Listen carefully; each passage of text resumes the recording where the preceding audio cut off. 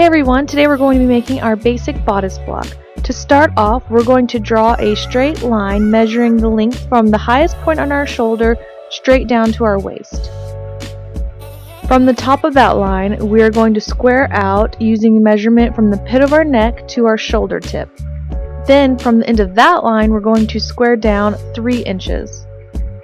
Next, we're going to take the measurement from the pit of our neck to our waist, and we're going to measure up from the very first vertical line that we drew. From there, we're going to square out 4 inches. Next, we're going to measure from center front over our apex to our side seam. If you're using a dress form, that's going to be about 2 inches below your arm plate. Using that measurement, we're going to square out from our first vertical line, adding 1/4 of an inch for ease. From the end of that line, we're going to square up about 11 inches. Next, we're going to measure from our shoulder tip to our center front waist and add 1/8 of an inch. Using that measurement, we're going to draw a straight line starting from our bottom right corner and rotating that line until it touches our shorter 3-inch line at the top left corner. From the end of our diagonal line, we're going to draw a second line that's going to measure the length of our shoulder, and we're going to rotate that until it touches our top horizontal line. From there, we're going to square down until it touches our other horizontal line directly below it. Starting from the top of our diagonal line, we're going to measure down the distance from our shoulder tip to our apex.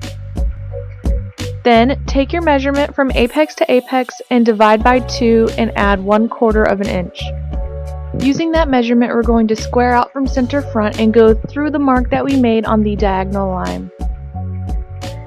Your measurement may or may not go past that diagonal line.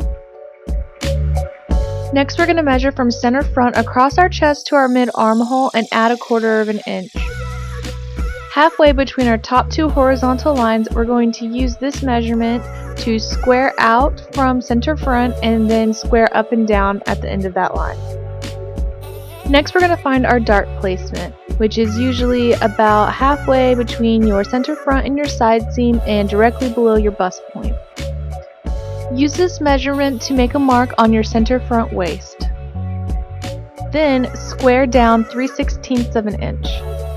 Next, we're going to take our strap measurement, and this is going to be from our highest point on our shoulder to our side seam plus 3/8 of an inch. Using this measurement, we're going to draw a line starting at the intersection of our shoulder and neckline and rotating it until it hits our far left vertical line.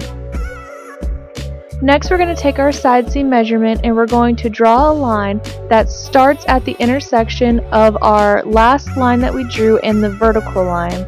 And we're going to swing that out until the bottom of that line is 1 1/4 inch away from that vertical line.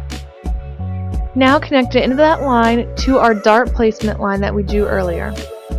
Now we're going to take our center front waist to side seam measurement, add 1/4 of an inch, and subtract our dart placement measurement. Using this measurement, we're going to measure out from our dart placement line along our diagonal line that's connecting to our side seam. Draw a straight line from your apex to your first dart placement point and measure. This is going to be our first dart leg. To create our second dart leg, we're going to take that measurement and we're going to draw a second line from our apex to our other point that we just created along that waistline. Because our waistlines are curved, this new line will probably go past the diagonal line that we drew from our side seam to our dart placement point. Now, since we don't want to sew a dart all the way up to our apex, we are going to find the center of these 2 dart leg points and we are going to draw a line from that center point up to our apex, and then along that point we're going to measure down from the apex on that line 5/8 of an inch, and this is going to be our new dart point. So you can go ahead and connect the lines from our 2 dart legs to that dart point, and that is what we are going to be sewing. Now, to create our waistline, we're going to connect our side seam line to our new dart leg point, and it's probably going to be curved since our waistlines are curved. And we're also going to connect our center front to our right dart leg. To make our neckline, we're going to lower it by 3/8 of an inch and square out about 1/4 of an inch along center front, and we're going to use a French curve to connect our shoulder seam to this line, making sure that we bump it out towards the left 1/8 of an inch.